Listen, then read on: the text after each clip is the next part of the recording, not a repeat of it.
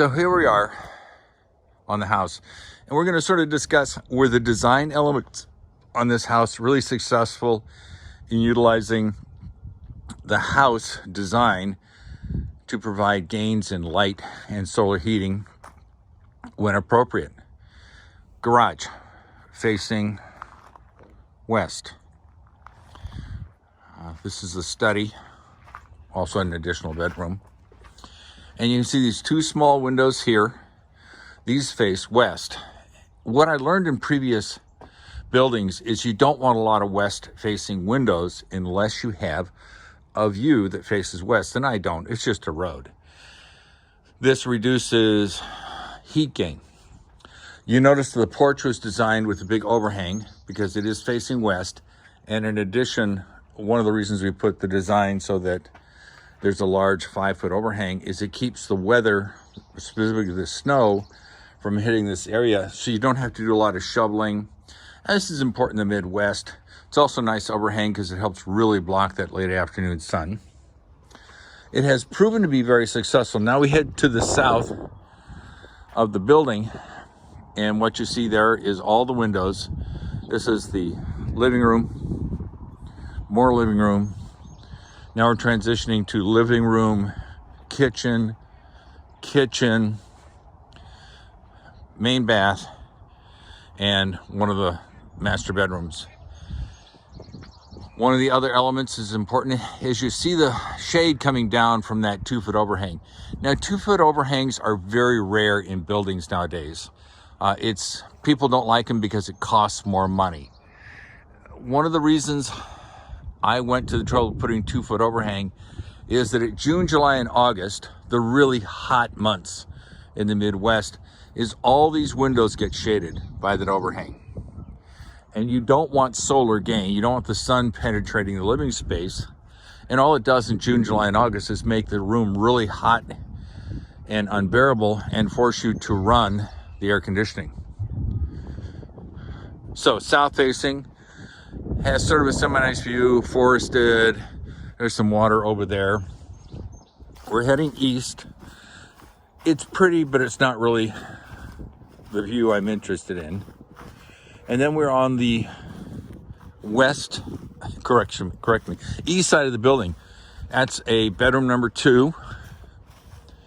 And then we have window going into the garage. There's a 2-foot overhang just for design consistency. It also helps keep water, if you have a typical slow rain, from hitting the side of the building. And then we have 3 windows here on the north side. These are part of the garage. And it works really well. It gives you a lot of very nice indirect light. North-facing windows are basically, they just lose energy. North-facing windows are cold. They lose a lot of energy. West-facing windows just gain a ton of heat in the afternoon in the summer. It's not an issue right now. So, and then overall, the design of the building was kept simple. You know, you see a lot of homes nowadays that have very, very fancy roofs. I mean, they're fancy. Nothing could be simpler than just this gable design. It's got the big overhang protecting the entrance. The garage works beautifully. It's a big, simple roof design. A couple of reasons for that. It's way easier to repair a flat roof than it is one that has multiple outcroppings and corners. You look at the complex roof designs, and they're a nightmare to re-shingle. They're a nightmare to keep from getting wet. It just isn't worth the trouble.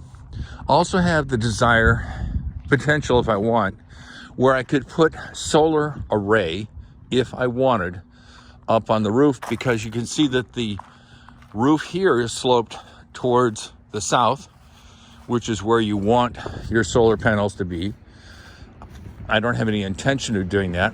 I think solar is great in the areas of the country like the Southwest, which have a lot of sunlight. The Midwest, not really so. I don't think they really are valuable in the Northwest and places like Washington, Oregon. But she is nice and flat, easy to design. It's got the overhang over the south-facing windows. And that's the idea. Keep it simple.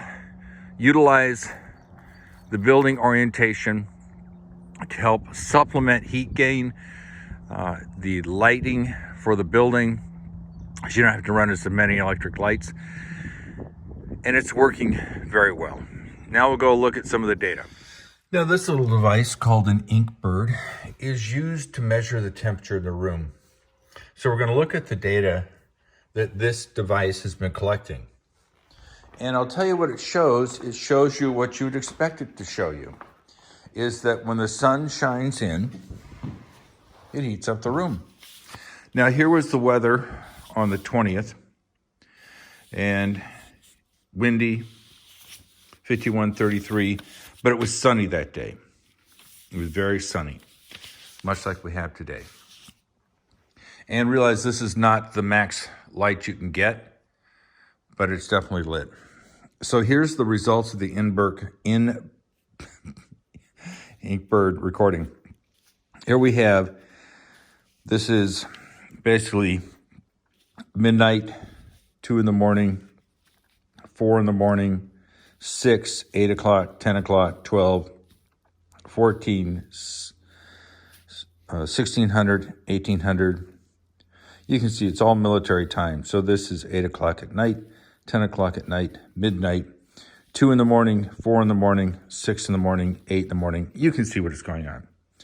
So what you see is obviously there is no sunlight at midnight, and the temperature's 72.9 degrees. And as you would expect, since there's no sunlight, the temperature 72.5, these are Fahrenheit, 72, 71. At 6 in the morning, the temperatures drop down to 71. At 8 in the morning, it's now 70.7, 70.7 at 10. And then as the sun starts penetrating, you notice that the heat gain starts to show. Now it's 70.6, down from a low of 70.7. And then at 2 o'clock in the afternoon, it's 72.5. At 4 in the afternoon, it's 73. And then it peaks at 73.9, which is at 6 in the evening. And you realize the sun is setting approximately this time. So it's almost like a flywheel. The temperature starts to drop, and as the sun comes into the room, and it's a large room, it heats the room up to a peak of 73.9 degrees Fahrenheit. And then because there's no sunlight, the temperature slowly drops down, and there is 0, 0, so that's midnight. And you can see how you get this pattern. It cools off when there's no sun. The sun comes in through these south-facing windows, which are previously shown, heats up the room, and by 6 in the evening, when people are home, it's nice, warm, and toasty, and the temperature starts to drop slowly, which is nice for people who are going to sleep. I like a cold room. So this acts like a flywheel in terms of gaining heat, losing heat. Now, the heat loss and heat gain are directly related to these south-facing windows. Now, the windows can have their shades drawn if you want to keep the heat out if it's too much for you. That's always an option.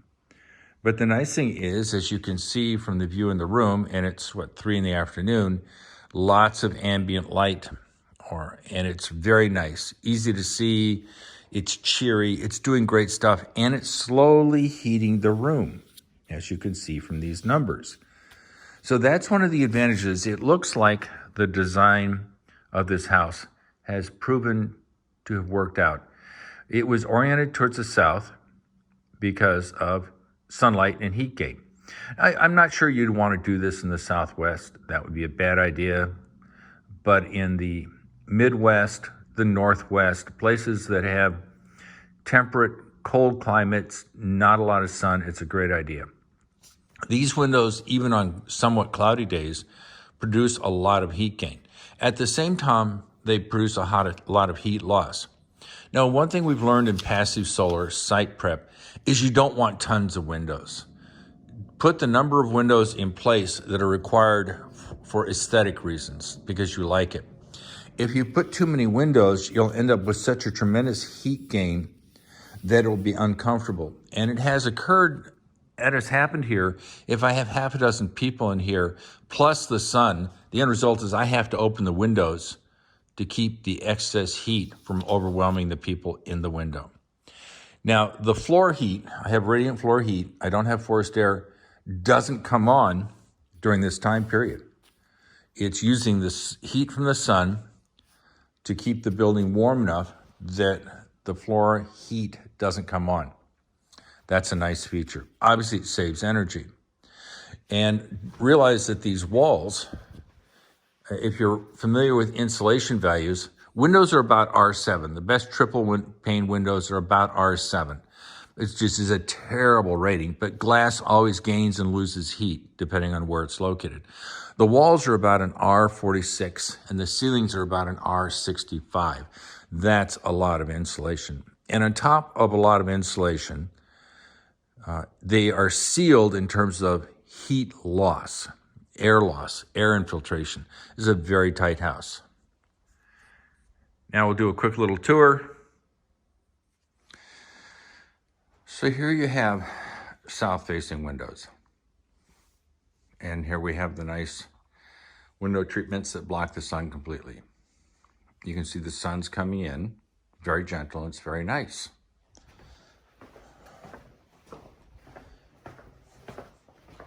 Here we have the east-facing windows. You've seen that from the outside. Once again, it's indirect light. It's very nice in the room.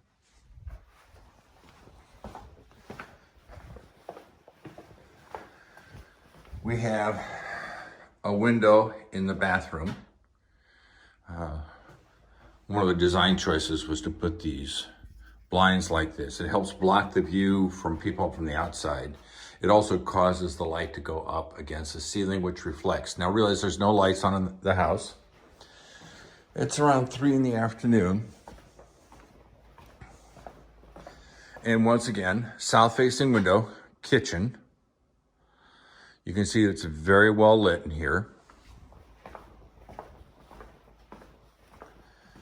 And we continue to look at south-facing windows, and you can see how the design with the south-facing windows provides lots of natural light, which is really nice. And then we'll look at one more area, which is going to be the garage. Now the garage is on the north side of the building, which makes sense. And you can see those windows there, garage door facing west. Gives lots of nice illumination. That's a north facing window, north, and there's another one down there. Those give nice light. And then covered up by a board is an east facing window. And there are no artificial lights on in this room, but you can see how it produces a nice light, not enough to work on, but simply enough to see well. You don't have to turn the lights on to get in and out.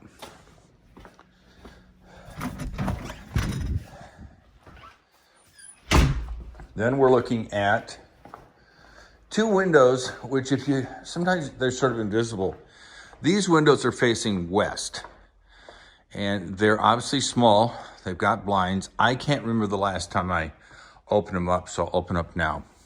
Like many of the windows in this house, they don't open. There's really no reason to have them open. Opening windows are more expensive, they're less energy efficient. A lot of people ask, well, why do you have just two little tiny windows facing west? Well, because as pointed out earlier, the solar gain in the Midwest with the west facing windows in the summer is intense. So there's really no reason to.